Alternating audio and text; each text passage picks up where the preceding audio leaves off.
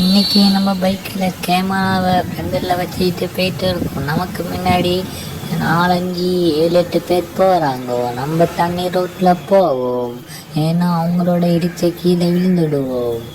அவங்க ஏன் இப்படி போகிறாங்கன்னு தெரியலை. ஸ்லோவாக போனால் என்ன இடிக்கிற மாட்டோம் வராங்க, எதுக்கு இப்படி இடிக்க போகிறாங்கன்னு தெரியலை.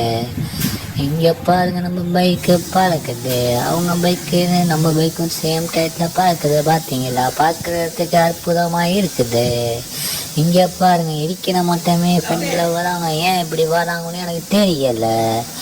அங்கே பாருங்க, ஃப்ரெண்டில் ஒருத்தர் பறந்து பறந்து போயிட்டு இருக்காரு. அவங்க போகிறது நல்லா ரோட்டை அப்படி பள்ளம் விழுவுது.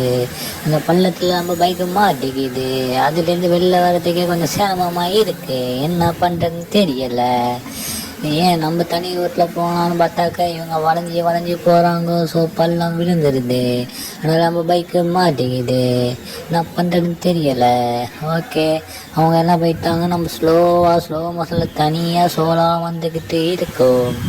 இதுவும் நல்லா தான் இருக்குது. அவங்க இருந்தாக்கா மேலே வந்து விழுவாங்க, இடிக்கும் பைக்கு, அப்புறம் கீழே விழுந்துடுவோம். அப்புறம் சொல்லிக்கிட்டே இருக்கோம், நம்மளே விழுந்து விட்டோம். ஓகே, நன்றி.